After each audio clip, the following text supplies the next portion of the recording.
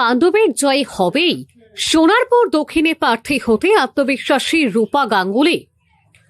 দক্ষিণ 24 পরগনার সোনারপুর দক্ষিণ বিধানসভা কেন্দ্রে প্রার্থী ঘোষণা হতেই আত্মবিশ্বাসী সুর শোনা গেল বিজেপি প্রার্থী রূপা গাঙ্গুলির গলায়।